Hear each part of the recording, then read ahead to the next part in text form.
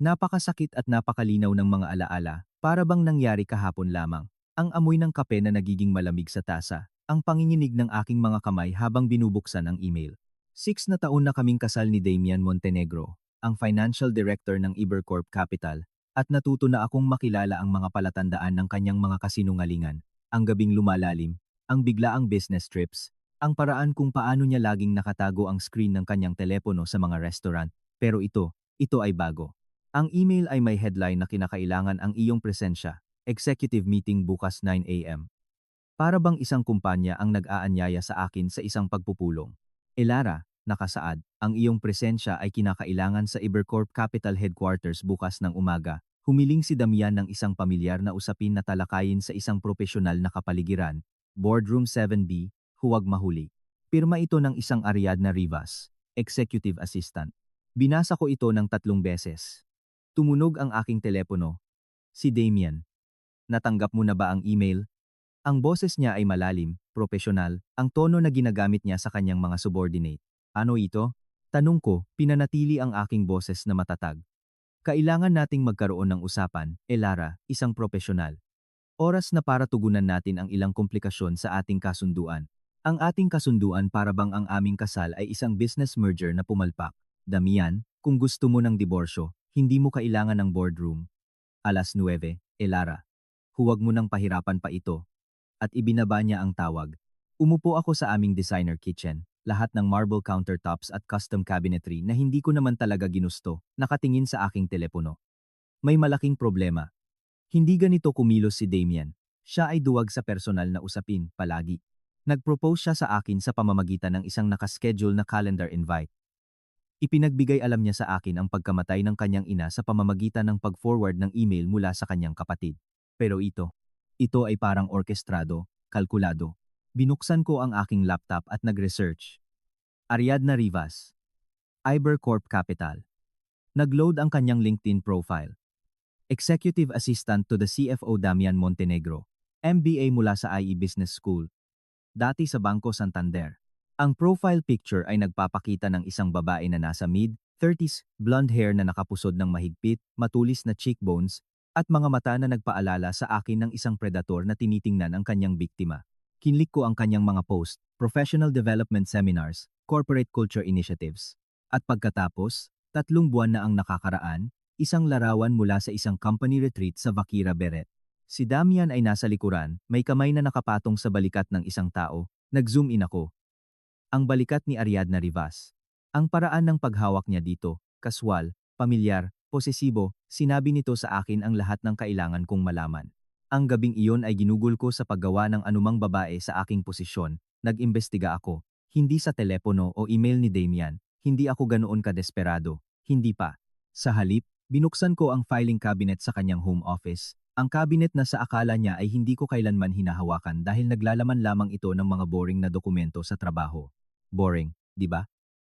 Ang unang folder ay naglalaman ng expense reports, mga hapunan sa mga restaurant na hindi ko naman pinuntahan, mga hotel room sa mga syudad na sinabi niyang mga day trip lang. Mabilis na lumitaw ang isang pattern.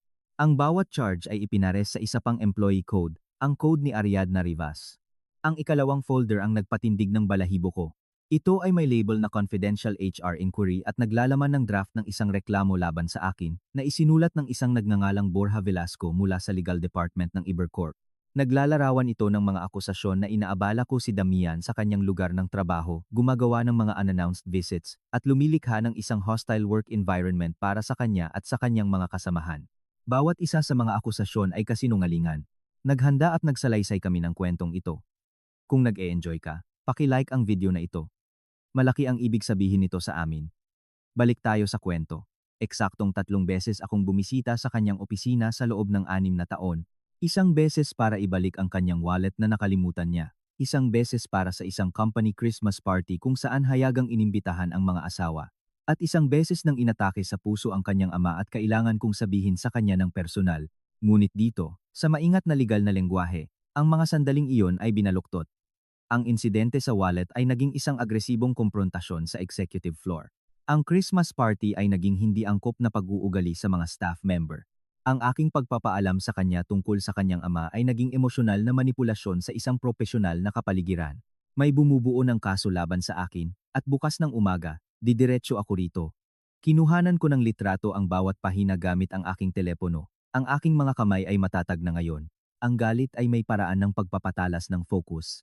Hating gabi na nang dumating si Damian sa bahay. Pinluwagan niya ang kanyang kurbata pagpasok, hindi na nag-abalang buksan ang ilaw. Gising ka pa, aniya ng tuyo. Hindi ako makatulog. Dapat kang magpahinga, magiging matindi bukas. Damian, pinanatili ko ang aking boses na kalmado. Ano ang nangyayari? Nag-abot siya ng inumin mula sa liquor cabinet. Ang yelo ay kumakalansing sa katahimikan. Pinapahirapan mo ba ito? Lara, hindi kailangang maging ganito. Pinapahirapan ko ang anong. Matagal siyang uminom. Nagkahiwalay tayo. Alam mo iyon. Alam ko iyon. Nag-aalok ako sa iyo ng marangal na pag-alis. Marangal na pag-alis? Ito ba ang tawag mo sa pagtambang sa akin sa opisina mo? Ito ay isang kontroladong kapaligiran, neutral na teritoryo. Mga saksi upang matiyak na hindi magiging emosyonal ang mga bagay. Mga saksi, tumayo ako, sa wakas ay pinapakita ang ilan sa aking galit o mga tao na naimpluwensyahan na kung ano ang sasabihin. Ang kanyang panga ay humigpit, 9:00, Lara. Magpakita ka roon o gagawin ng aking mga abogado na mas masahol pa ito. Umakyat siya, iniiwan akong mag-isa sa yelo na natunaw sa kanyang hindi naubos na inumin. Hindi ako natulog ng gabing iyon. Sa halip, ginawa ko ang dapat kong ginawa ilang taon na ang nakaraan. Tinawagan ko ang aking dating kadorm sa kolehiyo, si Irene Crespo, na naging isang litigation attorney na dalubhasa sa labor law. Lara, alam mo ba kung anong oras na? Ang kanyang boses ay malalim sa antok. Irene, kailangan ko ng tulong. Sa tingin ko ay sinusubukan akong i-frame ng aking asawa. Nagkaroon ng sandaling katahimikan, pagkatapos ay ang tunog ng kumakaluskos na kumot. Sabihin mo sa akin ang lahat. Ginawa ko, ipinadala ko sa kanya ang mga larawan ng mga dokumento. 3:00 ng umaga, tinawagan niya ako pabalik. Ang kanyang boses ay hindi na antok, kundi matalas at nakatuon. Lara, ito ay textbook corporate manipulation. Gumagawa sila ng trail ng dokumento upang bigyang katwiran ang pagtatapos ng isang relasyon. Sa kasong ito, ang iyong kasal, habang pinoprotektahan ang kumpanya at ang iyong asawa mula sa anumang epekto. Ngunit narito ang catch. Ang ilan sa mga akusasyong ito ay maaring teknikal na bumuo ng paninirang puri kung ang mga ito ay mali. Mali ang mga ito. Kung gayon, kailangan mo ng dokumentasyon upang patunayan iyon.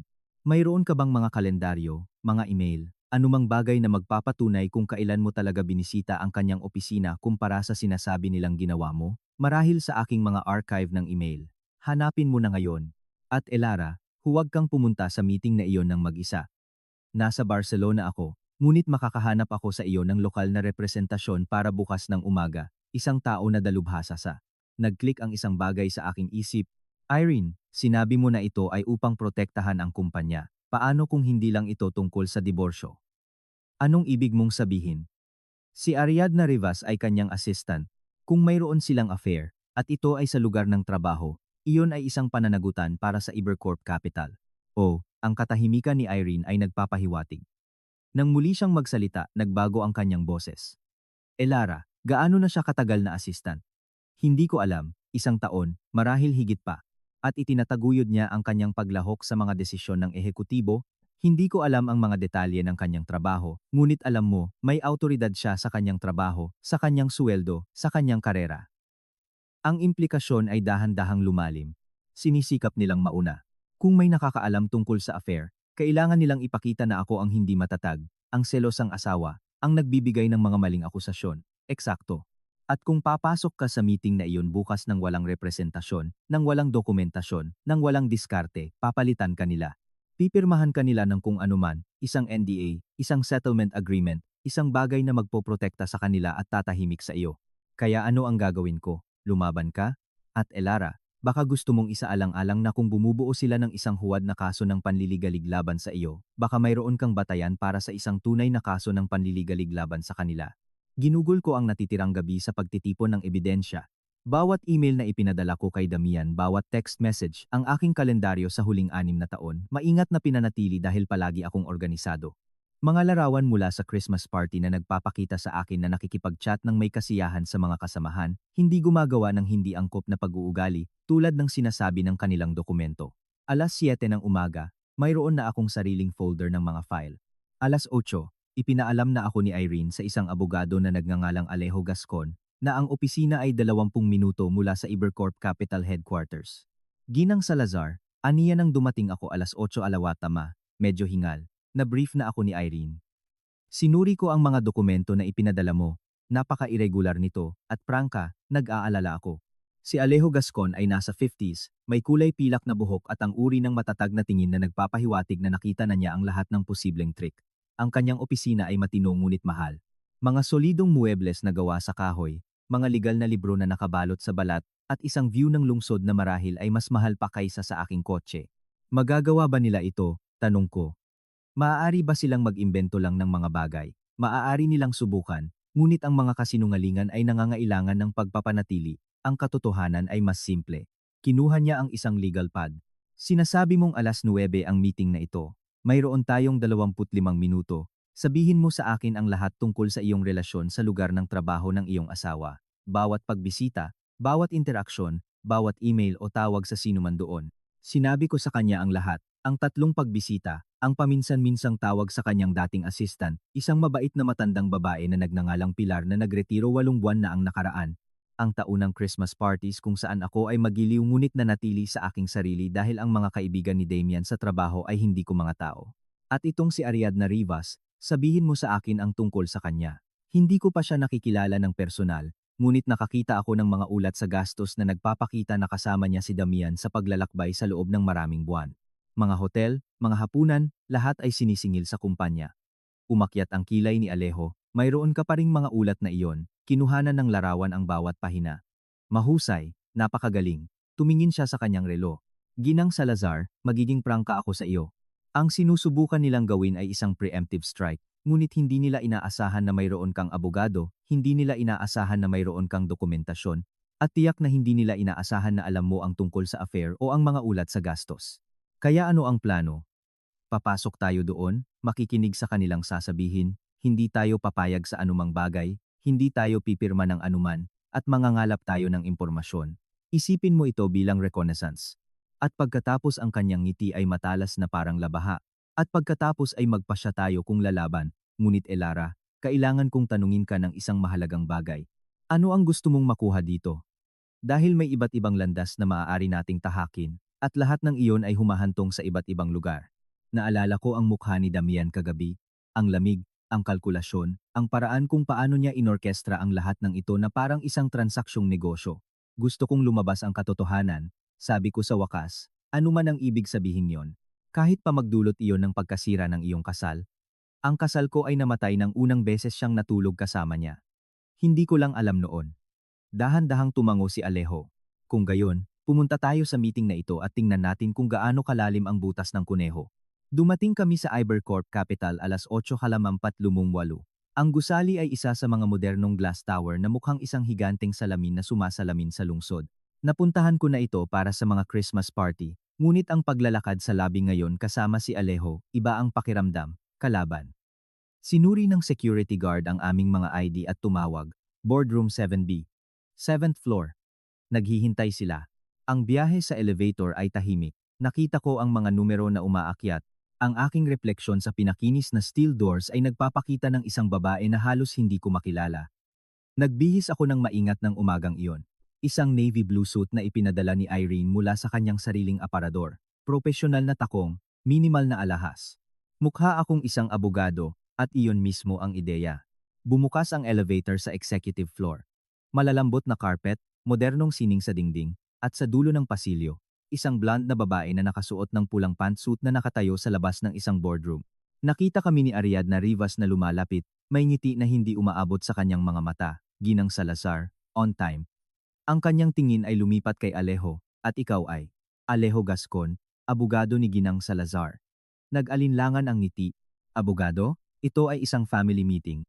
Anumang meeting na ginaganap sa isang corporate setting na may maraming partido ay hindi, sa kahulugan, isang family meeting, malumanay na sabi ni Alejo. Pumasok tayo. Ang pagiging mahinahon ni Ariadna ay medyo nagkalamat, ngunit bumalik ito, dito po. Binuksan niya ang pinto ng boardroom, at pumasok ako sa isang malinaw na pagtambang. Si Damian ay nakaupo sa dulo ng mesa, pinalibutan ng 2 lalaki na hindi ko kilala.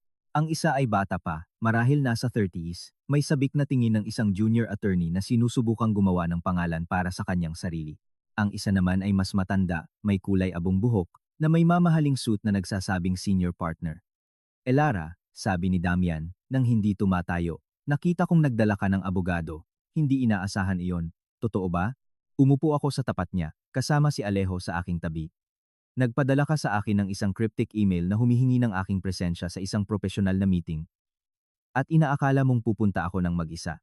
Ang matandang abogado, ang senior partner, ay umubo. Ginang Salazar, ako si Felipe Alarcon, panlabas na legal counsel para sa Ibercorp Capital. Ang meeting na ito ay ipinatawag upang talakayin ang nakakabahalang pag-uugali na napansin namin. Nakakabahalang pag-uugali, pinanatili ko ang aking boses na kalmado, mula kanino, mula sa maraming partido, maingat na sabi ni Alarcon. Nakakatanggap kami ng mga reklamo tungkol sa iyong pag-uugali sa mga kaganapan ng kumpanya at ang iyong pakikipag-ugnayan sa mga tauhan ng Ibercorp Capital. Nakita ko. Maari ko bang makita ang mga reklamong iyon? Nagkaroon ng sandaling katahimikan. Ang junior attorney ay gumalaw sa kanyang upuan. Ito ay mga panloob na usapin ng HR, sabi ni Ariadna. Hindi kami obligado na ibahagi ang mga ito. Sa katunayan, sabi ni Alejo, ang kanyang boses ay parang labahan na pumutol sa kanya kung naglalagay sila ng mga akusasyon tungkol sa pag-uugali ng aking kliyente na maaring makaapekto sa kanyang reputasyon o sa kanyang kasal. Mayroon siyang karapatang suriin ang mga tiyak na akusasyon na ginagawa. Kung hindi, ang meeting na ito ay bumubuo ng paninirang puri. Ang panga ni Alarcon ay humigpit. Ipinasa niya ang isang folder sa mesa. Binuksan ko ito, alam ko na kung ano ang makikita ko. Ang parehong gawa-gawang insidente na nakita ko sa opisina ni Damian, ngayon ay naka-format sa opisyal na letterhead ng kumpanya. Ngunit mayroong isang bagong bagay, mga pahayag ng saksi. Pilar Nunez, dating executive assistant. Madalas tumawag si Ginang Salazar sa opisina ni Ginoong Montenegro, madalas ay humihingi ng pakikipag-usap sa kanya sa panahon ng mahahalagang pagpupulong. Ang kanyang tono ay agresibo at nakakagulo. Tomas Fuentes, EVP ng Operations. Sa Christmas party noong 2023, hindi komportable ang ilang empleyado sa mga tanong ni Ginang Salazar tungkol sa kanilang relasyon kay Ginoong Montenegro. Angela Herrero, HR Director. Nang bumisita si Ginang Salazar sa opisina noong Marso 2024, gumawa siya ng eksena sa executive floor, nagtaas ng boses at nakagulo sa ilang nagaganap na pagpupulong. Tiningnan ko si Damian. Ito ay mga kasinungalingan, lahat ng ito, Elara, simula niya. Nagretiro si Pilar 8 buwan na ang nakakaraan. Mayroon akong bawat email at text message na ipinadala ko sa kanya. Ang mga ito ay propesyonal, maikli, at palaging nasa makatwirang oras. Tomas Fuentes, hindi pa ako nagkaroon ng pribadong usapan sa kanya sa buong buhay ko, at Angela Herrero, kinuha ko ang aking sariling folder. Noong Marso 2024, nang sinasabing gumawa ako ng eksena, nasa isang medical conference ako sa Sevilla. Narito ang aking resibo sa hotel, ang aking flight ticket, at isang selfie na kinuhanan ko kasama ang mga kasamahan sa Plaza de España. Ipinasa ko ang mga dokumento sa mesa. Ang silid ay nabalot sa katahimikan. Kinuha ni Alarcon ang mga resibo. Ang kanyang mukha ay maingat na neutral. Si Junior Counsel ay namutla. Mukhang may ilang kalituhan sa mga petsa, sabi ni Alarcon sa wakas. Walang kalituhan, sabi ni Alejo. May gawa-gawa. At nagtataka ako kung bakit ang Ibercorp Capital ay sasali sa paggawa ng ebidensya laban sa asawa ng isang kliyente. Maliban, syempre, kung may iba pa rito na sinusubukang itago ng kumpanya.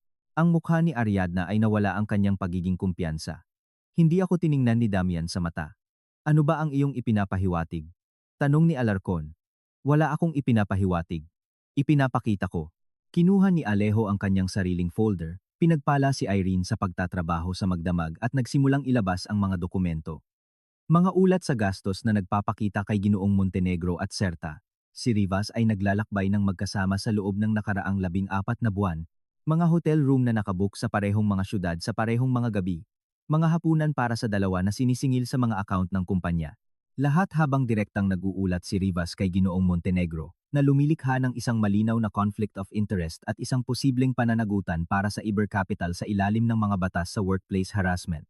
Ang mga iyon ay business expenses simula ni Damian. Kung gayon, hindi mo masasabi kung bakit mo sinisingil ang isang weekend sa La Rioja bilang isang client development meeting gayong walang kliyente ang Ibercorp Capital sa rehiyong iyon, at bakit ang Serta? Si Rivas lang ang kasamahan na naroroon? Si Junior Counsel ay lalo pang lumiit. Tinaas ni Alarcon ang isang kamay. Senior Gascon, sa tingin ko kailangan nating lahat na umatras. Oo, sumandal si Alejo. Dahil sa aking pananaw, mukhang sinubukan ng Ibercorp Capital na gumawa ng mga akusasyon ng harassment laban sa aking kliyente upang maunahan siya na masira ang kanyang reputasyon bilang pag-asa sa paglalantad ng isang extramarital affair, isang affair sa pagitan ng isang chief financial officer at kanyang direktang subordinate na naglalagay sa kumpanyang ito sa malaking legal na panganib. Hindi na namin kailangang marinig ito, sabi ni Ariadna, lumalakas ang kanyang boses. Malinaw na siya ay isang selosang asawa na gumagawa ng mga akusasyon. Ginang Rivas, sabi ni Alejo ng mahinahon, payo ko sa iyo na maging maingat sa iyong sasabihin sa susunod, dahil sa ngayon, hindi ka lamang isang saksi sa sitwasyong ito. Ikaw ay posibleng isang akusado. Nawala ang kulay sa kanyang mukha. Biglang tumayo si Damian. Tapos na ang meeting na ito. Sa katunayan, sabi ko, natagpuan ang aking boses. Sa tingin ko ay nagsisimula pa lang tayo. Lahat ay napatingin sa akin. Tiningnan ko ang aking asawa, ang lalaking kasama ko sa loob ng 6 na taon sa pagbuo ng isang buhay, ang lalaking nangakong magmamahal at magpaparangal sa akin, ang lalaking tila nagpasya na mas madali ang sirain ang aking reputasyon kaysa magkaroon ng tapat na usapan. Akala mo makokontrol mo ito, sabi ko ng mahinahon. Akala mo kung dadalhin mo ako rito, napapalibutan ng iyong mga abogado, iyong kumpanya, at iyong kalaguyo. Kaya mong takutin ako upang pumirma ng anumang kasunduan na iyong inihanda. Isang non-disclosure agreement, marahil isang pre-negotiated divorce settlement na pananatilihing tahimik ang lahat at poprotektahan ang iyong karera. Ang katahimikan ni Damian ang nagpatunay nito. Ngunit ito ang talagang mangyayari. Ipinagpatuloy ko. Lalabas ako sa gusaling ito. Uuwi ako sa ating tahanan at maghahain ako ng diborsyo. At pagkatapos ay maghahain ako ng formal na reklamo sa Board of Directors ng Ibercorp Capital tungkol sa gawa-gawang akusasyon ng harassment laban sa akin at tungkol sa hindi nararapat na relasyon sa pagitan ng isang Chief Financial Officer at kanyang subordinate na sinubukan ng kumpanya na itago. Elara, ang boses ni Damian ay may babala. At kung hindi iyon gumana, sabi ko, tumayo, ang aking abogado at ako ay magsasampa ng kaso, hindi lamang laban sa iyo, Damian. Laban kay Ariadna sa pakikilahok sa paninirang puri. Laban sa Ibercorp Capital sa pagtataguyod ng isang hostile work environment at paggawa ng huwad na ebidensya, at hihilingin namin ang kumpletong paglalabas ng ebidensya na nangangahulugang bawat email, bawat expense report, bawat hotel receipt ay magiging bahagi ng pampublikong record. Nakatayo si Alarcon ng napakatahimik. Ginang Salazar. Sa tingin ko ay hindi mo nauunawaan ang mga kahihinatnan, naiintindihan ko ng perpekto. Gusto ni Damian na i-handle ito ng propesyonal. Mabuti. Maging propesyonal tayo. Sangkutan ang HR, legal departments, affidavits, at mga pagdinig sa korte. Gawin nating opisyal ang lahat, documented, at publiko. Kinuha ko ang aking bag at bumaling palayo. Sa tingin ko tapos na tayo rito. Nakarating kami sa elevator bago magsimulang manginig ang aking kamay. Napansin ito ni Alejo, pinindot ang button ng lobby nang walang komento. Iyon, sabi niya ng mahina, ay napakahusay na laro. Natatakot ako, aminin ko. Mabuti. Ang takot ay nagpapanatili sa iyo ng matalim, ngunit kailangan mong maunawaan kung ano ang sinimulan mo, hindi ito magiging mabilis o madali. May mga mapagkukunan si Damian at ang Ibercorp Capital, lalaban sila. Bumukas ang mga pinto ng elevator. Lumabas kami sa lobby, at huminga ako ng malalim ng hangin na hindi amoy balat, mamahaling kolon, at mga kasinungalingan. Hayaan silang lumaban, sabi ko. Ginugol ko ang 6 na taon sa pagiging masunuring asawa, ang understanding spouse, ang babae na hindi nagtanong ng sobra kapag nagtatrabaho ng late ang kanyang asawa, tapos na iyon. Nanginginig ang aking telepono. Isang text mula kay Irene. Kumusta? Sumagot ako. Ipinahayag ang digmaan.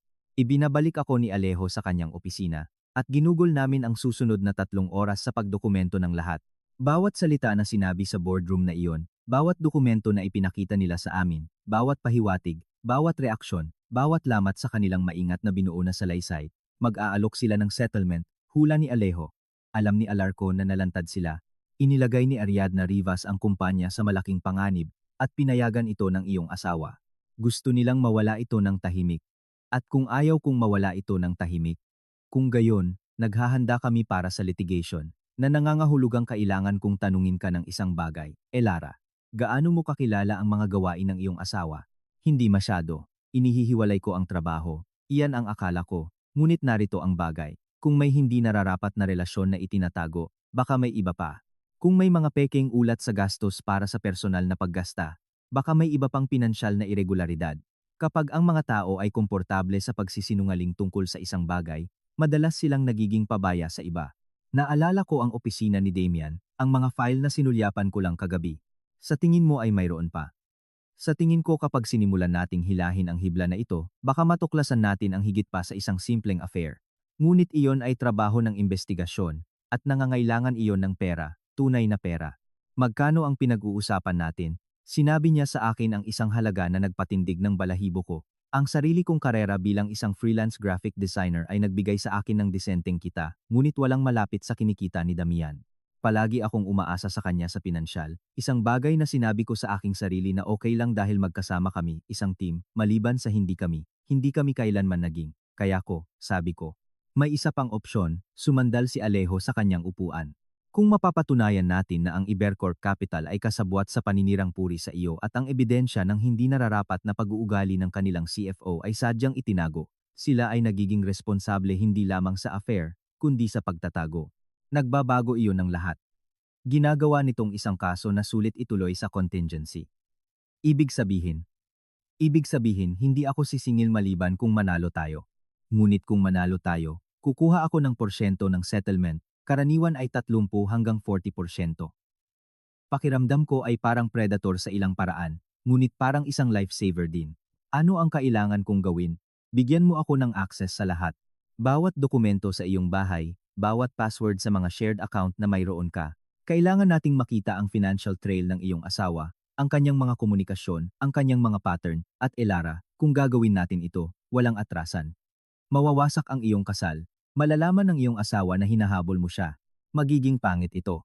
Naisip ko ang kagabi, ang lamig ni Damian, ang mapanuksong ngiti ni Ariadna Rivas, ang mga gawa-gawang dokumento na nilayon upang ipakita ako bilang hindi matatag, nang aabuso, isang tao na hindi mapagkakatiwalaan ang kanyang salita. Pangit na, sabi ko. Huwag na lang tayong magkunwari. Inabot ni Alejo ang kanyang kamay, kung gayon, mayroon tayong kasunduan. Kinamayan ko siya, at may nagbago sa loob ko. Takot, oo, ngunit may iba pa, layunin.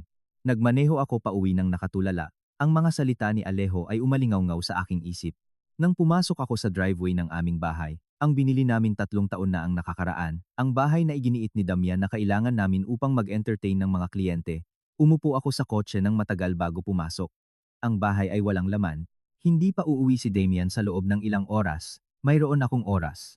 Nagsimula ako sa kanyang opisina, kinuha ang bawat folder, bawat dokumento, bawat nakalimutang resibo na nakasiksik sa mga drawer ng desk. Kinuhanan ko ng litrato ang lahat, in-upload ito sa isang secure cloud account na inayos ni Alejo para sa akin. Sa ilalim na drawer, sa ilalim ng isang tumpok ng mga lumang business cards, nakakita ako ng isang burner phone. Nanginginig ang aking mga kamay habang binubuksan ko ito. Nag-load ang mga text message, daan-daan sa mga ito, lahat sa pagitan ni Damian at isang contact na nakasave bilang A. Miss Nakita. Perpekto ang gabi. Hindi na ako makapaghintay sa Dubai. 2 linggo nang wala ka ay parang walang hanggan. Damian, paano kung may makakaalam? Hindi. At kahit pa, may kontrol ako. Hindi na magiging problema si Elara sa matagal na. Umupo ako sa sahig ng kanyang opisina, binabasa ang mga buwan ng mga mensahe. Nagsimula ang affair 80 sa buwan na ang nakakaraan, hindi nagtagal pagkatapos sumali si Ariadna sa Ibercorp Capital. Ang mga mensahe ay tahasan, romantiko, at naglalaman ng detalyadong pag-uusap tungkol sa isang hinaharap na magkasama, isang hinaharap na kinasasangkutan ni Damian na lihim na idiborsyo ako, si Ariadna na na-promote sa isang bagong nilikha na posisyon na aalisin ang direktang ugnayan ng subordinate, at pareho silang lalabas sa sitwasyon ng buo ang kanilang mga karera. Sabi ni Alarcon, kailangan namin ng dokumentasyon na hindi matatag si Elara. Maaari ka bang gumawa ng ilang insidente? Nagsimula na ako, sagot ni Ariadna. Nakadraft na ang pahayag ni Pilar. Makukuha ko sina Tomas at Angela sa susunod na linggo. Pinlano nila ang lahat ng linggo, marahil mga buwan ng maaga. Patuloy kong kinuhanan ng litrato ang bawat mensahe, bawat deleted photo na nagpapakita sa kanilang dalawa sa mga hotel room, sa mga restaurant, sa mga beach, sa panahon ng business trips. Tumunog ang aking telepono. Irene. Elara. Kakabrief lang sa akin ni Alejo. Okay ka lang? Nakakita ako ng burner phone. Plinano nila ang lahat. Irene. Ang mga maling akusasyon ng harassment, ang mga saksi, lahat. Maari mo bang ipadala iyan kay Alejo? Kinukuhanan ko na ng litrato, ngunit Irene, mayroon pang mga reference sa financial irregularities. Isang bagay tungkol sa offshore accounts. Hindi ko maintindihan ang lahat, ngunit pinag-uusapan ni Damian ang paglipat ng mga asset bago ang diborsyo, at tinutulungan siya ni Ariadna. Narinig ang biglang paghinga ni Irene. Elara, iyon ay posibleng tax fraud. Kung nagtatago siya ng mga community assets para maiwasan ang paghahati ng mga ito, ano ang gagawin ko? Kinuhanan ng litrato ang lahat, huwag kang hawakan ng anuman. At Elara, mag-ingat ka. Kung malaman ni Damian na nakita mo ito, kung alam niyang nangangalap ka ng ebidensya, ang mga lalaking may kakayahang magplano ng ganito ay may kakayahan din sa iba pang bagay. Isang kilabot ang bumaba sa aking gulugod. Sa tingin mo ay nasa panganib ako. Sa tingin ko ay dapat mong isaalang-alang ang pananatili sa ibang lugar ngayong gabi para sa kaligtasan lang. Tinapos ko ang tawag at tiningnan ang opisina ni Damian ng may bagong pananaw. Gaano ko nga ba kakilala ang aking asawa? Ano pa ang kaya niyang gawin? Nanginginig ang aking mga kamay habang tinatapos ko ang pagkuha ng litrato ng burner phone at inilagay ito ng eksakto kung saan ko ito nakita. Kinuhanan ko ng litrato ang drawer mula sa maraming anggulo upang matiyak na maibabalik ko ang eksaktong posisyon nito. Pagkatapos ay nag-impake ako. Nasa kwarto ako, naglalagay ng damit sa isang bag, nang marinig kong bumukas ang pintuan, maaga siyang umuwi. Elara, ang kanyang boses ay umalingaw-ngaw mula sa ibaba. Kailangan nating mag-usap. Nagyelo ako, may kalahating nakasukbit na kamiseta sa aking bagahe. Hindi niya ito dapat makita. Kung malaman niyang aalis ako, na pinakialaman ko ang kanyang mga gamit. Ikinubli ko ang bagahe sa ilalim ng kama at lumakad sa itaas ng hagdanan, pinipilit ang aking boses na maging kalmado. Nandito ako. Nasa hallway siya, nakasuot pa rin ang kanyang suit ngunit nakaluwag ang kurbata, at may ibang bagay sa kanyang mga mata, isang bagay na mas matigas kaysa sa nakita ko kaninang umaga. Nakakagulat na palabas kanina. Maaari ko ring sabihin ang ganoon sa iyo. Nagdala ka ng abogado, Elara. Nagbanta ka. Pinahiya mo ako sa harap ng aking mga kasamahan. Pinagtanggol ko ang aking sarili laban sa mga kasinungalingan. Hindi sila kasinungalingan. Umakyat ang kanyang boses. Hindi ka na matatag sa loob ng maraming buwan, tumatawag sa aking opisina, lumalabas ng hindi inaanyayahan. Obsessed ka, at nakikita iyan ng lahat. Ang gaslighting ay kahanga-hanga sa kanyang katapangan. Damian, mayroon akong resibo na nagpapatunay na hindi ako nasa bansa nang sinasabing gumawa ako ng eksena. Mayroon akong mga talaan ng email na nagpapakita na tumawag ako sa iyong opisina ng 3 beses sa loob ng 6 na taon. Nagsisinungaling ka, at alam mo iyan. Alam kong sinisikap mong sirain ang aking karera dahil sa selos. Nagsimula siyang umakyat sa hagdan, at may isang bagay sa kanyang kilos na nagpatras sa akin. Si Ariadna ay isang kasamahan, isang propesyonal na kasamahan. Ang iyong mga akusasyon ay gawa-gawa lamang. Nakita ko ang mga ulat ng gastos sa negosyo.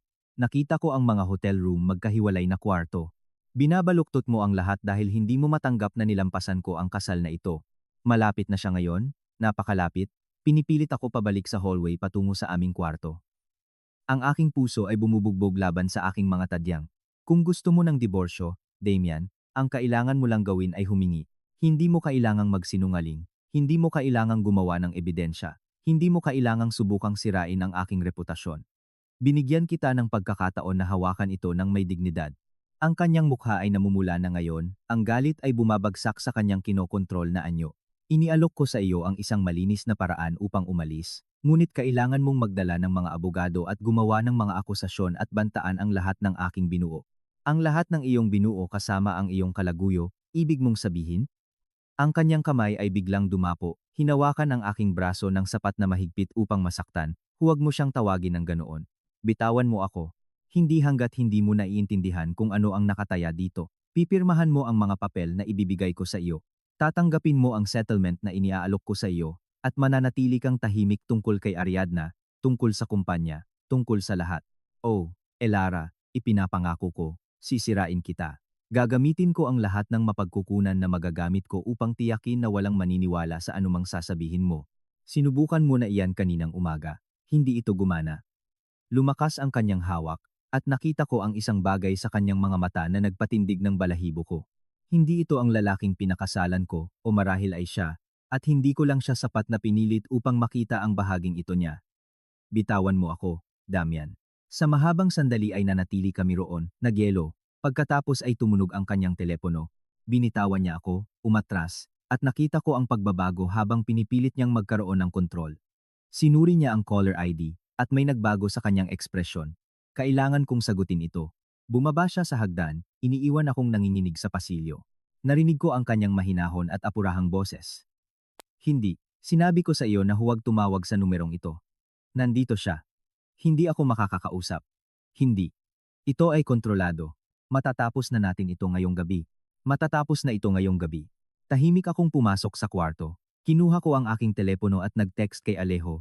Binabantaan niya ako. Maaga siyang umuwi. Nag-uusap tungkol sa pagtatapos nito ngayong gabi. Natatakot ako. Agad ang tugon. Lumabas ka ng bahay ngayon. Pumunta ka sa isang pampublikong lugar. Magpapadala ako ng sasakyan para sunduin ka. Kinuha ko ang aking pitaka at ang maliit na bagahe na itinago ko sa ilalim ng kama. Naririnig ko pa rin si Damian nakausap sa telepono sa ibaba. Mayroon siguro akong ilang minuto. Dumausdos ako sa hagdan ng tahimik hanggat maaari, patungo sa pintuan sa gilid na patungo sa garahe. Elara. Nagyelo ako. Si Damian ay nakatayo sa pintuan ng kusina, may hawak na telepono. Saan ka pupunta? Aalis. May bagahe? Oo. Hindi ka pupunta kahit saan. Lumipat siya para harangan ang aking daan. Hindi hanggat hindi natin inaayos ito. Umalis ka sa aking daan, Damian. Maupo tayo bilang matatanda at magkasundo tayo. Naging higit pa sa mapagbigay ang aking alok na settlement, ang isa na kinabibilangan ng pagtalikod mo sa aking karapatan na sabihin ang anuman tungkol sa iyong pandaraya sa buwis, tungkol sa mga nakatagong asset, tungkol sa gawa-gawang kaso ng harassment.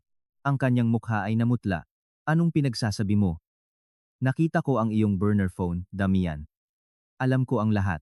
Habaan ang sandali sa pagitan namin, at nakita ko ang kalkulasyon sa kanyang mga mata.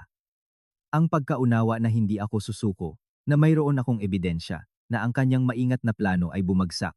Pinakialaman mo ang aking mga gamit, ang kanyang boses ay nakamamatay na tahimik. Sinubukan mong sirain ang aking reputasyon. Ang teleponong iyon ay pribado kong pag-aari. Anuman ang nakita mo ay hindi katanggap-tanggap. Sa katunayan, sabi ko, ang aking boses ay mas matatag kaysa sa pakiramdam ko. Ang mga bagay na natagpuan sa isang shared marital home ay karaniwang naa-access ng parehong mag-asawa. Ipinaliwanag sa akin ng aking abogado iyan, ang iyong abogado, tumawa siya. Ngunit walang pagpapatawa doon. Elara, wala kang ideya kung sino ang kinakaharap mo. Ang mga mapagkukunan na mayroon ako, ang mga taong may utang sa akin ng pabor. Sa tingin mo ba ay kayang harapin ng iyong maliit na abogado ang legal department ng Ibercorp Capital? Sa tingin ko ay malalaman natin. Lumapit ako sa pintuan, ngunit muli niya akong hinawakan sa braso. Mas mahigpit ngayon. Hindi. Damian, sinasaktan mo ako. Mabuti. Siguro makakatulong iyan sa iyo na maunawaan kung gaano ito kaseryoso. Pipirmahan mo ang mga papel, kukunin mo ang pera, at mawawala ka sa buhay ko. O ipinapangako ko, Elara, papawaling kita. Ang banta ay lumutang sa hangin sa pagitan namin, at sa unang pagkakataon sa aming kasal, labis akong natakot sa aking asawa. Pagkatapos ay tumunog ang doorbell. Pareho kaming nagyelo. May inaasahan ka ba? Tanong ni Damian. Oo.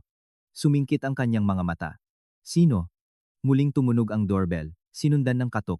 Ginang Salazar, ako si Officer Martinez ng National Police. Nakatanggap kami ng tawag tungkol sa isang domestic dispute sa address na ito. Ang mukha ni Damian ay nagbago mula sa pamumutla patungo sa pamumula. Tinawagan mo ang pulis. Ginawa iyon ng aking abogado nang sabihin ko sa kanya na binabantaan mo ako. Binitawan niya ang aking braso, umatras. Ang kalkulasyon ay malinaw na nakasulat sa kanyang mukha ngayon. Ang mga kaso ng pag-atake ay hindi makakatulong sa kanyang kaso, hindi makakatulong sa kanyang karera. Binuksan ko ang pinto upang makita ang dalawang pulis sa aming beranda. Ginang Salazar, tanong ng babaeng opisyal, ayos ka lang ba? Oo. Aalis na ako ngayon. May nanakit sa iyo? Tumingin ako kay Damian, na nakatayo sa hallway, ang kanyang mga kamay ay maingat na nasa kanyang tagiliran. Nakita ko ang mga pasa na nagsisimula ng bumuo sa aking braso kung saan niya ako hinawakan. Oo, sabi ko ng mahina. Hinawakan ako ng aking asawa at binantaan ng sinubukan kong umalis. Sir, totoo ba iyan? Si Officer Martinez ay bumaling kay Damian. Ito ay isang hindi pagkakaunawaan, isang domestic dispute. Ang aking asawa ay labis na nagulo. Sir, kailangan kong hilingin sa iyo na lumabas. Ang sumunod ay isang malabong alaala. Ang mga pahayag ay kinuha. Ang mga larawan ng aking bruised na braso. Ang mga protesta ni Damian na lahat ay pinalaki, na nagsisinungaling ako, na hindi niya kailanman sasaktan ang sinuman. Pagkatapos ng lahat, Formal na binabalaan si Damian at sinabihan na lumayo sa akin. Mayroon akong temporary restraining order at nakatayo ako sa isang hotel room 5 kilometro ang layo, nakatingin sa aking refleksyon sa salamin. Ang babae na tumitig pabalik ay may bruise na braso at pulang mata mula sa pag-iyak, ngunit mayroon din siyang iba pa. Ebidensya, dokumentasyon, at isang appointment sa korte. Dumating si Alejo isang oras pagkatapos kasama si Irene na kumuha ng emergency flight mula sa Barcelona. Umupo kami sa hotel room at ipinakita ko sa kanila ang lahat. Ang mga larawan mula sa burner phone, ang mga gawa-gawang dokumento ng HR, ang mga ulat ng gastos, ang mga mapanganib na mensahe. Lara, sabi ni Alejo ng mahina, hindi na lang ito tungkol sa diborsyo. Ang ginawa niya ngayong gabi, ang mga pisikal na banta, ang paghawak iyan ay pag-atake, kasama ang tax fraud, corporate misconduct, ang pagsasabuatan upang gumawa ng mga maling akusasyon. Nahaharap tayo sa maraming posibleng kaso parehong sibil at kriminal. Ano ang ibig sabihin niyan? Ibig sabihin, sabi ni Irene, kinamayan ang aking kamay, na baka hindi ka lang lumalaban para sa isang divorce settlement. Baka ikinukulong mo ang iyong asawa at ang kanyang kalaguyo. Napatungan ako ng bigat ng mga ito. Nagsimula ito bilang isang kasal na nagtapos ng masama. Ngayon, ito ay ganap na ibang bagay. May isa pa, sabi ni Alejo. Ang reference na ginawa ni Damian sa pagtatapos nito ngayong gabi. Kailangan nating malaman kung ano ang ibig niyang sabihin. At kailangan nating malaman iyon ng mabilis. Nanginginig ang aking telepono, isang text mula sa isang hindi kilalang numero. Bukas 10 AM sa aking opisina. Mag-isa ka o mawawala ang alok na settlement. Alarcon. Ipinakita ko ito kina Alejo at Irene. Sinisikap niyang ihiwalay ka muli, sabi ni Irene. Klasikong taktika ng pananakot.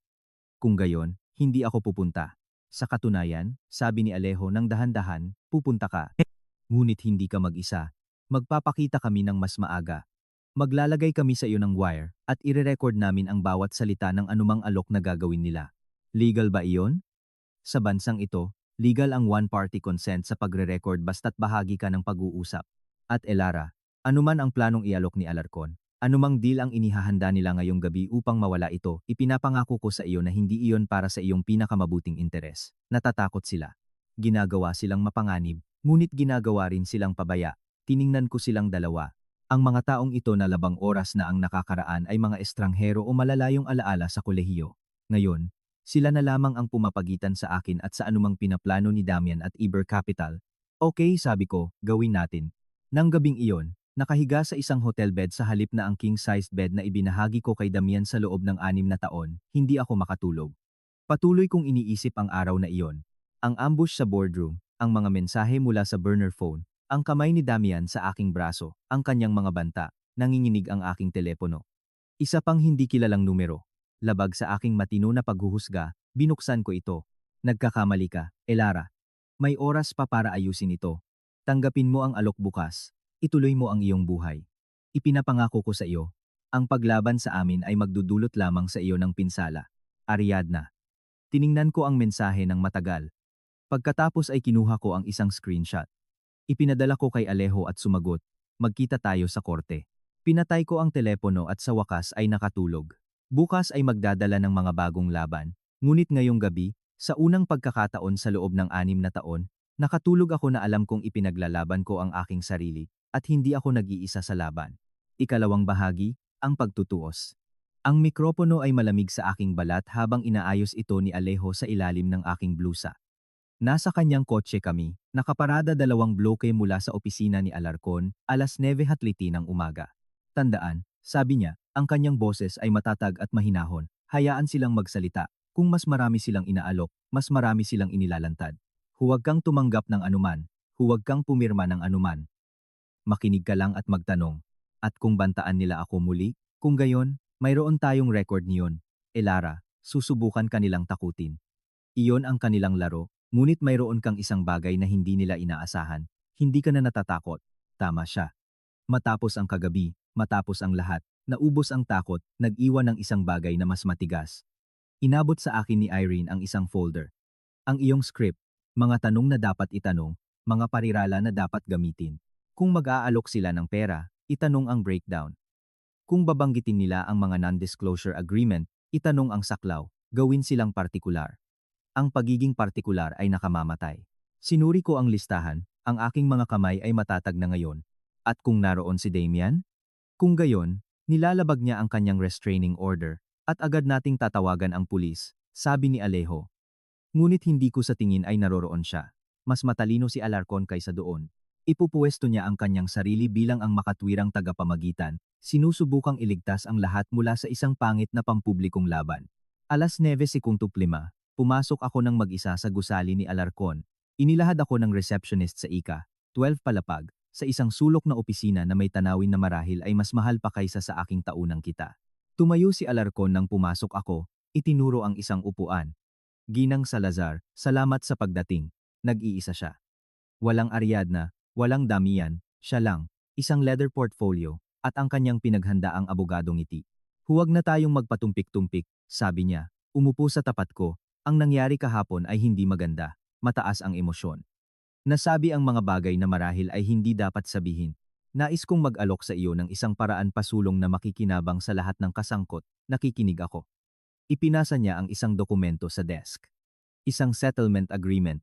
Tatanggap ka ng 2,000 euro, walang buwis, kapalit ng kumpletong non-disclosure agreement tungkol sa iyong kasal, ang trabaho ng iyong asawa, at Ibercorp Capital.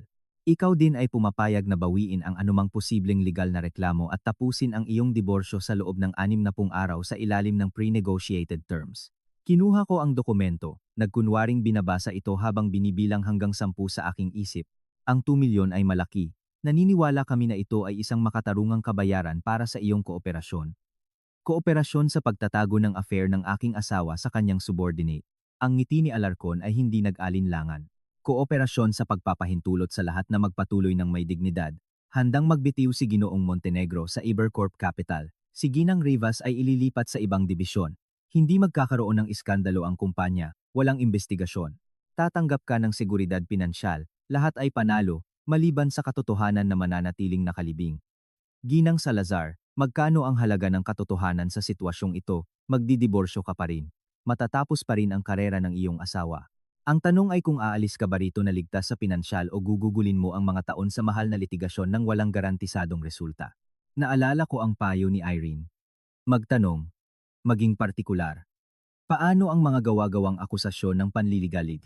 Ang mga maling pahayag ng saksi, isang hindi pagkakaunawaan. Ibabalik ang mga dokumento. Maglalabas ng mga paumanhin ng pribado, at ang mga ulat ng gastos na nagpapakita ng pondo ng kumpanya na ginamit para sa personal na paglalakbay, isang kisap ng isang bagay ang dumaan sa kanyang mukha. Ibabalik ni Ginoong Montenegro ang anumang pinagdududahang gastos. Paano ang mga offshore account? Ang mga nakatagong asset? Ang kisap ay naging lamat. Hindi ko alam ang iyong tinutukoy. Hindi? Ang mga mensahe sa telepono ng aking asawa tungkol sa paglipat ng mga asset bago ang diborsyo. Ang mga sanggunian sa mga account sa Cayman. Nanatiling tahimik si Alarcon ng matagal. Nang muli siyang magsalita, nagbago ang kanyang boses. Mas kaunting makinis na abogado, mas kalkuladong strategist. Ginang Salazar, kailangan mong maunawaan ang isang bagay. Ang mga taong kinakaharap mo ay may mga mapagkukunan na hindi mo kayang isipin. Mga legal team, pribadong investigador, koneksyon sa mga hukom, politiko, media. Kung tatanggihan mo ang alok na ito at itutuloy ang litigation, ang iyong buhay ay magiging bangungot. Bawat pagkakamali na nagawa mo ay susuriin. Bawat relasyon ay susuriin, bawat transaksyong pinansyal ay kukuwestiyunin. Banta ba iyan? Ito ay isang reality check. Mayroon kang katamtamang karera bilang isang freelance designer. Wala kang mahalagang pag-aari. Umaasa ka sa iyong asawa sa pinansyal. Kung ito ay magpunta sa korte, gugugulin mo ang iyong legal na bayad sa loob ng mga buwan at matatalo ka pa rin. Mukha kang kamtampante. 3 dekada ko na itong ginagawa. Alam ko kung paano nagtatapos ang mga kasong ito. Sumandal ako, at sa sandaling iyon, pinasok ko ang bawat onsa ng galit, bawat piraso ng pagtataksil, bawat segundo ng takot mula sa huling 2 araw sa aking boses. Hayaan mo akong sabihin sa iyo kung paano magtatapos ang kasong ito, Ginoong Alarcon. Tinatanggihan ko ang iyong alok, maghahain ako ng diborsyo na may kumpletong paglalabas ng ebidensya. Maghahain ako ng kaso ng paninirang puri laban kay Ariadna Rivas sa paggawa ng mga akusasyon ng harassment. Maghahain ako ng reklamo sa board ng Ibercorp tungkol sa pinansyal na maling pag-uugali, at maghahain ako ng kriminal na reklamo para sa pag-atake na nangyari sa aking tahanan kagabi na nasaksihan ng mga opisyal ng pulisya at documented ng mga larawan. Naging maingat na walang ekspresyon ang kanyang mukha, at pagkatapos ay ipinagpatuloy ko. Ang aking mga abogado ay magpapatawag ng bawat email, bawat expense report, bawat text message. Magkakaloob sila ng deposisyon kay Ariadna. Magkakaloob sila ng deposisyon kay Damian, magkakaloob sila ng deposisyon sa iyo, at sa bawat tao na pumirma sa mga maling pahayag ng saksi na iyon. At kapag natapos na kami, hindi lamang lalabas ang katotohanan, ito ay nasa mga record ng korte, mga pampublikong record, na a-access ng mga mamamahayag, mga shareholder, bawat kumpanya na nakikipagnegosyo sa Ibercorp Capital. Nagmamaang-maangan ka lang. Hindi mo kayang bayaran ang ganoong klaseng litigation. Siguro hindi, ngunit ang aking abogado ay kumukuha ng kaso sa contingency, at ang settlement na inaasahan niya mula sa Iber Capital para sa pakikilahok sa paninirang puri at pagtatago ng tax fraud ay higit pa sa 2 milyong euro. Tumayo ako, iniwan ang kanyang dokumento sa desk. Mayroon kang 48 oras upang magharap ng isang tunay na alok, isang kasama ang kumpletong paglalantad ng lahat ng community assets, pananagutan para sa mga gawa-gawang akusasyon, at pagpapaalis kay Ariadna Rivas mula sa Ibercorp Capital.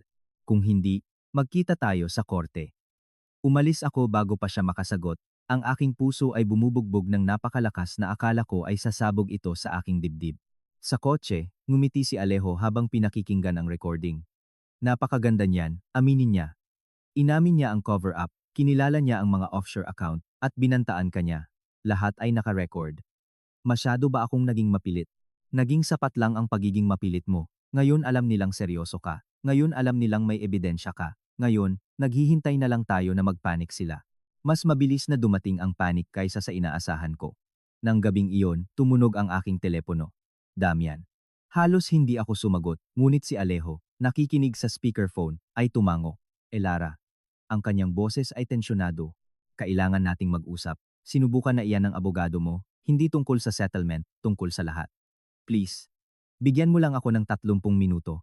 Pampublikong lugar. Ikaw ang pumili. Tiningnan ko si Alejo, na walang tunog na binigkas, i-record. Riverside Cafe sa loob ng 1 oras.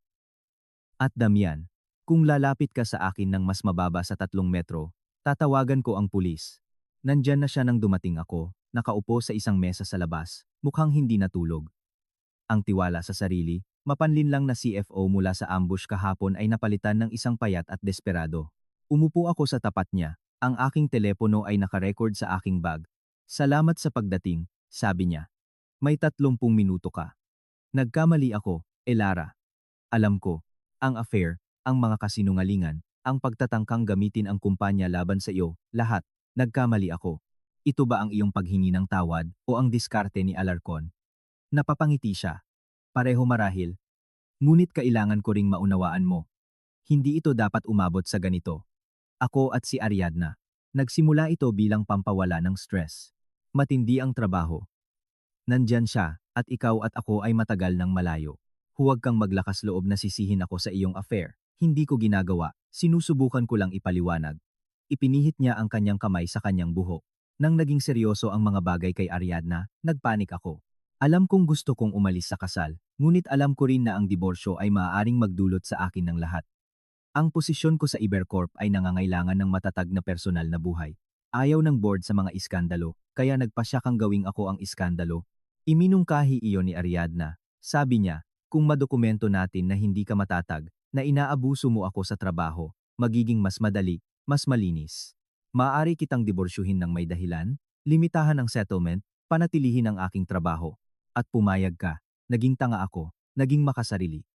At nang dalhin mo ang abogadong iyon kahapon at nagsimulang magbanta na ilantad ang lahat, lalo akong nagpanik. Ang mga sinabi ko sa iyo, ang paraan kung paano kita hinawakan, Elara, hindi ako ang taong iyon. Ipinapangako ko, hindi ako ang taong iyon. Ikaw ang taong iyon, Damian. Iyan ang totoo sa lahat ng oras, hindi ko lang nakita. Natahimik siya ng sandali. Tinawagan ako ni Alarcon matapos ang iyong meeting kaninang umaga. Sinabi niya na tatanggihan mo ang settlement. Tinatanggihan ko na ito. Elara, pakiusap, makinig ka. Ang mga offshore account hindi iyan ang iyong iniisip. Ang bahagi ng perang iyon ay mula sa mga investment na ginawa ko bago tayo ikasal. Legal na akin iyon. Ngunit kung ito ay umabot sa kumpletong paglalantad ng ebidensya, ang paraan kung paano ito ipapakita ng mga forensic accountant ay magmumukhang pandaraya. Maaari kong mawalan ng trabaho. Maaari akong humarap sa mga kaso. Dapat inisip mo iyan bago mo sinubukang sirain ang aking reputasyon. Alam ko. At humihingi ako, Nagmamakaawa sa iyo. Natanggapin ang settlement. Dadagdagan ko iyan. 3 milyon, kung anuman ang kailangan mo para maramdaman na makatarungan ito. Ngunit pakiusap, huwag mo itong kaladkarin sa korte. Huwag mong sirain ang aking karera. Tiningnan ko ang lalaking ito na kasama ko sa loob ng 6 na taon.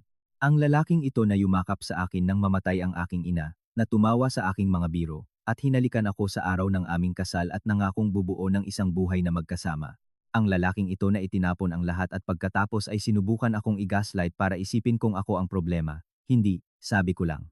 Elara, gusto mo bang malaman kung ano ang makatarungan, Damian? Ang makatarungan ay harapin mo ang mga kahihinatnan ng iyong mga aksyon. Ang makatarungan ay mawalan ng trabaho si Ariadna Rivas sa pakikilahok sa paninirang puri. Ang makatarungan ay malaman ng board ng Ibercorp Capital na ginamit ng kanilang Chief Financial Officer ang mga mapagkukunan ng kumpanya upang magkaroon ng affair at pagkatapos ay tinago ito. Iyan ang makatarungan. Sisirain mo ako. Hindi, Damian. Sinira mo ang iyong sarili. Tinitiyak ko lang na alam ng lahat. Tumayo ako para umalis, ngunit hinawakan niya ang aking pulso. Hindi nang may lakas sa pagkakataong ito, ngunit nang may desperasyon. Lalabanan kita. Gagamitin ko ang lahat ng mapagkukunan ko. Gagawin kong napakapangit nito na gugustuhin mo sanang kinuha mo na lang ang pera. Hinila ko ang aking kamay. Ginawa mo na itong pangit. Hindi lang ako nagkukunwari. Ang sumunod na 48 oras ay isang pagkaabala. Si Alejo ay naghain ng divorce petition na may kahilingan para sa kumpletong paglalantad ng ebidensya. Naghain kami ng kaso ng paninirang puri laban kay Ariadna Rivas. Naghain kami ng formal na reklamo sa Board of Directors ng Ibercorp Capital, kalakip ang mga ulat ng gastos, ang mga mensahe mula sa burner phone, at ang recording ng pagtatangkang pagtatago ni Alarcon. At pagkatapos ay naghintay kami. Dumating ang tawag noong Huwebes ng gabi. Sa telepono ni Alejo, hindi sa akin. Ignacio Rocare ang nagsasalita, chairman ng board ng Ibercorp Capital. Nais kong makipagkita kina Ginang Salazar at sa kanyang abogado bukas ng umaga alas 9 sa aming mga opisina. Nag-negotiate si Alejo. Makikipagkita sa iyo si Ginang Salazar, ngunit ang meeting ay ire-record at magkakaroon siya ng kumpletong legal na representasyon. Okay, Ginoong Gascon. Sa tingin ko ay masusumpungan mo ang meeting na ito na kapansine-pansing na iiba mula sa huli. Ang boardroom ng Ibercorp Capital ay walang kagaya ng boardroom kung saan ako inambush ni Ariadna. Ito ang Holy of Holies, mahogany table, original works of art, floor-to-ceiling windows na tanaw ang lungsod.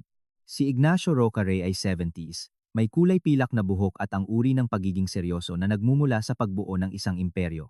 Tumayo siya nang pumasok kami, kasama ang 3 pang miyembro ng board. Ginang Salazar, Ginoong Gascon, salamat sa pagdating. Itinuro niya ang mga upuan. Nais kong magsimula sa isang paumanhin. Tumingin ako kay Alejo, nananatiling walang ekspresyon, na kumpleto namin ang isang panloob na investigasyon, patuloy ni Rocare. Ang mga akusasyon laban sa iyo ay ganap na gawa-gawa. Ang mga ulat ng gastos ay nagpapakita ng malinaw na maling paggamit ng pondo ng kumpanya, at ang relasyon sa pagitan ni Ginoong Montenegro at ni Ginang Rivas ay kumakatawan sa isang matinding paglabag sa aming mga patakaran sa etika. Maaari ko na sanang sabihin sa inyo ang lahat noong Lunes, sabi ko. Oo, maaari, at dapat kang pinaniwalaan agad. Sa halip, ikaw ay pinahirapan at pininsala, tapos na iyon ngayon. Inilabas niya ang isang folder sa mesa. Si Damian Montenegro ay tinanggal sa trabaho ng may sapat na dahilan, epektibo agad. Si Ariadna Rivas ay tinanggal sa trabaho ng may sapat na dahilan, epektibo agad.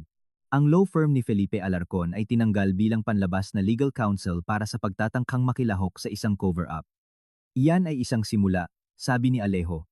Ano pa? Nagsalita ang isa pang miyembro ng board, isang babae na nasa 60s, may matatalim na mata. Ginang Salazar. Nauunawaan namin na naghain ka ng kaso ng paninirang puri. Nais naming talakayin ang isang settlement. Nakikinig ako, 8 milyong euro. Kumpletong pampublikong pagbawi ng lahat ng akusasyon.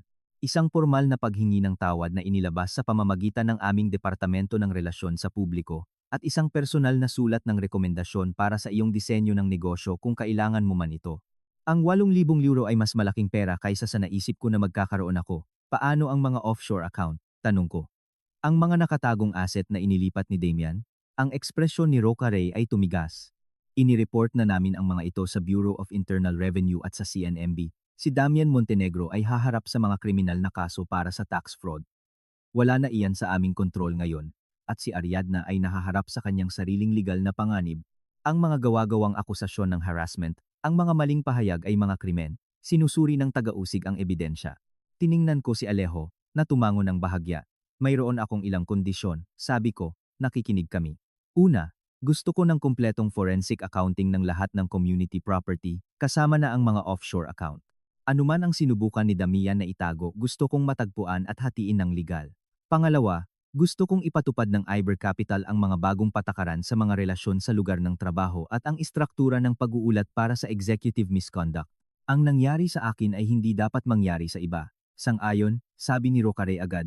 Pangatlo, gusto kong bawiin ang mga gawa-gawang pahayag ng saksi ng publiko na may paghingi ng tawad mula sa bawat tao na pumirma sa mga ito. Sina Pilar, Tomas, Angela, lahat sila ay nakilahok sa paninirang puri sa akin. Lahat sila ay kailangang magkaroon ng pananagutan. Gagawin namin. At sa wakas, sabi ko, gusto kong parehong sina Damian at Ariadna ay magpatotoo sa ilalim ng panunumpa tungkol sa lahat, ang affair, ang cover-up, ang tax fraud, lahat. Hayaan itong maitala, dahil mahalaga ang katotohanan, at gusto kong madokumento ito, nagpalitan ng tingin ang mga miyembro ng board. Magiging napakapubliko iyan, sabi ng babae, napakasama, mabuti. Marahil ay magpapaisip iyan sa ibang mga executive ng 2 beses bago subukang sirain ang kanilang mga asawa upang itago ang kanilang sariling maling pag-uugali. Bahagyang ngumiti si Rocaray. Ginang Salazar, sa tingin ko ay mali ang iyong propesyon. Dapat ay naging abogado ka. Ako ay isang babae lamang na tumanggi na maging biktima ng gaslighting. Ang settlement ay natapos sa loob ng 1 linggo. 8 milyong euro, kumpletong pagbawi, pampublikong paghingi ng tawad, at higit sa lahat, ang katotohanan. Lahat ay dokumentado sa mga deposisyon na naging bahagi ng pampublikong record. Ang deposisyon ni Damian ay brutal. Ang makita siyang namimilipit sa ilalim ng cross-examination, napilitang umamin sa affair, ang tax fraud, ang gawa-gawang akusasyon, ang mga offshore account, ito ay nakakaganti sa paraang hindi ko inaasahan. Mas masahol pa ang kay Ariadna. Sinubukan niyang maging biktima, sinasabing pinilit siya ni Damian, na sumusunod lamang siya sa mga utos, ngunit ang mga text message ay nagkukuwento ng iba. Ang mga mensahe kung saan siya ang nagmungkahi ng mga maling claim ng harassment, ang mga mensahe kung saan niya inaralan ang mga saksi, ang mga mensahe kung saan niya ipinagdiwang bawat pagkakataon na napahiya ako. Nang matapos ang mga deposisyon, pareho silang nahaharap sa mga kaso ng kriminal, tax fraud para kay Damian, pagsasabuatan upang gumawa ng paninirang puri para kay Ariadna, kaso ng paninirang puri para sa mga saksi na pumirma ng maling pahayag. Nabalita sa media. CFO ng tech company, pinatalsik sa investigasyon ng asawa, executive affair, humantong sa mga kaso ng corporate fraud. Babae, lumaban sa gaslighting scheme. Hindi ako nagbigay ng mga interview, hindi ko na kailangan. Ang mga record ng korte ang nagsalita para sa kanilang sarili. 3 buwan matapos ang unang ambush meeting na iyon, nasa korte ako para sa diborsyo habang tinatapos ng hukom ang pagtatapos ng aking kasal, wala si Damian. Nasa piitan siya, naghihintay ng paglilitis. Ang kanyang abogado ay nagpakita sa kanyang ngalan, mukhang pagod. Ginang Salazar, sabi ng hukom, sinuri ko ang lahat ng ebidensya sa kasong ito. Natukoy ng korte na si Ginoong Montenegro ay nakilahok sa pandaraya, pagtatago ng mga asset, at marital misconduct. Iginawad sa iyo ang kumpletong paghahati ng lahat ng community property, kasama na ang mga nakuhang offshore account. Ang settlement mula sa Ibercorp Capital ay itinuturing na hiwalay sa community property, at ang korte ay naglalabas ng permanent restraining order na nagbabawal kay Ginoong Montenegro na makipag-ugnayan sa iyo. At ganun lang, tapos na. Lumabas ako ng courthouse at nakita ko si Irene na naghihintay. Kumusta ang pakiramdam mo? Tanong niya. Kakaiba. Walang laman, marahil, ngunit malaya rin. Ano ang gagawin mo ngayon? Pinag-isipan ko ang tanong na iyon. Ang pera ay nangangahulugang hindi ko na kailangang magtrabaho kung ayaw ko, ngunit hindi ako nilikha para sa pagiging walang ginagawa.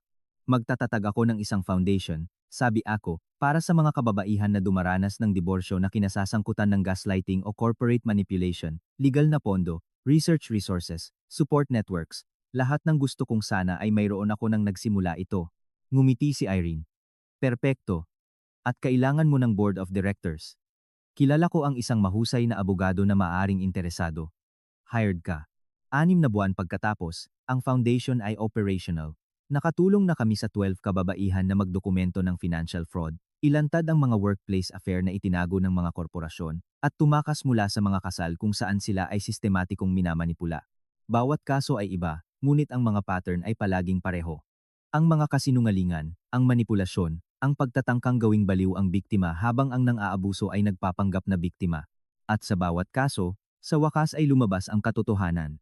Ang paglilitis kay Damian ay nagtapos sa isang paghatol, 3 taon sa federal na bilangguan para sa tax fraud.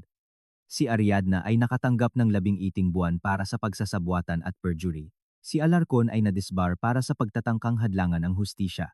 Sina Pilar, Tomas, at Angela, ang mga huwad na saksi, ay inayos ang kanilang mga kaso ng paninirang puri, pampublikong paghingi ng tawad, financial restitution, at mga propesyonal na kahihinatnan. Nawala ni Pilar ang kanyang negosyo sa pagkonsulta para sa mga retirado, ibinaba ang ranggo ni Tomas. Tinanggal si Angela sa lahat ng posisyon sa HR na inapply niya matapos maging publiko ang kanyang papel sa scheme. Ang katotohanan ay may mga kahihinatnan, ngunit mayroon din itong kapangyarihan. 1 taon matapos ang unang email na tumawag sa akin sa opisina ni Damian, nasa bago kong tahanan ako. Isang katamtamang bahay na binili ko gamit ang sarili kong pera. Pinalamutian ayon sa gusto ko, puno ng kapayapaan sa halip na pagpapanggap. Tumunog ang aking telepono. Alejo, Elara. May tumawag sa akin na isang babae na nagngangalang Nuria. Ang kanyang asawa ay isang senior executive sa isang pharmaceutical company. Sa tingin niya ay may affair ito sa kanyang project manager at nagtatago ng mga assets. Sabi niya, nabasa niya ang tungkol sa iyong kaso online at nais niyang malaman kung matutulungan namin. Ngumiti ako. Ayusin ang isang meeting. Pakinggan natin ang kanyang kwento. Alam mo bang magiging mahirap ito, di ba? Palaging mahirap ang mga kasong ito, alam ko. Ngunit kailangan ng isang tao na lumaban. Kailangan ng isang tao na ipakita sa mga lalaking ito na ang kanilang mga asawa ay hindi itinatapon, na mahalaga ang katotohanan. Okay, kung gayon. Maligayang pagdating sa paglaban. Ibinaon ko ang telepono at tiningnan ang aking hardin, kung saan nagsisimulang mamulaklak ang mga bulaklak na ako mismo ang nagtanim. Sinubukan ni Damian na pamahalaan ako, sinubukang patahimikin ako, sinubukang paalisin ako. Sa halip, ako ang nagpamahala sa kanya, at nagsisimula pa lang ako. May kumatok sa pinto. Binuksan ko upang makita ang isang messenger na may legal na sobre. Sa loob ay isang subpina. Idinemanda ako ni Damian para sa paninirang puri, sinasabing sinira ng aking mga pampublikong pahayag tungkol sa kaso ang kanyang reputasyon lampas sa saklaw ng legal na proseso. Binasa ko ito ng isang beses, pagkatapos ay tinawagan ko si Alejo. Idinemanda niya ako mula sa bilangguan. Tumawa si Alejo. Siyempre ginawa niya. Ang ibang tao ay hindi natututo. Ano ang gagawin natin? Kaso laban sa kanya muli, at mananalo muli. Elara, kailangan mong tanggapin ang isang bagay. Hindi titigil si Damian sa pagtatangkang parusahan ka sa pagtanggi mo na kontrolin. Ang ibang lalaki ay hindi makatiis na mawalan ng kapangyarihan sa kanilang mga asawa, kung gayon, sa tingin ko ay patuloy ko siyang tatalunin sa korte. Iyan ang diwa. Ibinaon ko ang telepono at idinagdag ang subpina sa aking file. Sumama ito sa 12 ng iba pang legal na dokumento, lahat ay mga kronika ng digmaan na sinimulan ni Damian at tinapos ko. Sa aking desk ay isang larawan ng aming araw ng kasal. Ako at si Damian ay nakangiti, ang kanyang braso ay nakapulupot sa aking baywang. Mukha kaming masaya, mukha kaming may kinabukasan, ngunit ang larawang iyon ay isang kasinungalingan, tulad ng lahat ng iba pa sa aming kasal. Kinuha ko ito at dinala sa fireplace at pinanood na masunog. Ang ilang mga katapusan ay hindi malungkot, ang ilang mga katapusan ay kinakailangan, at ang ilang mga katapusan ay simula lamang ng isang bagay na mas mahusay. Pagkalipas ng 3 taon, nakatulong na ang aking foundation sa mahigit 200 kababaihan. Nanalo kami ng mga settlement na nagkakahalaga ng 40 milyong euro. Nakapagpatanggal kami ng mga kurakot na executive, nakapagpakulong ng mga mapang-abuso na partner, at nakapagbunyag ng mga corporate cover-up. Inimbitahan akong magsalita sa isang legal conference para sa kababaihan. Nakatayo sa podium, nakatingin sa daan-daang mukha, ikinuwento ko ang aking kwento.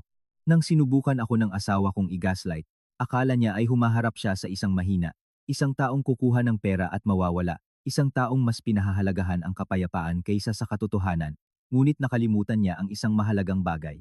Ang pinakamapanganib na babae sa mundo ay ang isa na tumitigil sa pag-aalala kung ano ang iniisip mo sa kanya at nagsisimulang mag-alala kung ano ang tama. Ang palakpakan ay nakakabingi. Pagkatapos ng talumpati, lumapit sa akin ang isang dalagita, umiiyak siya. Ang asawa ko ay nagtatrabaho sa isang tech company, may affair siya sa kanyang project manager.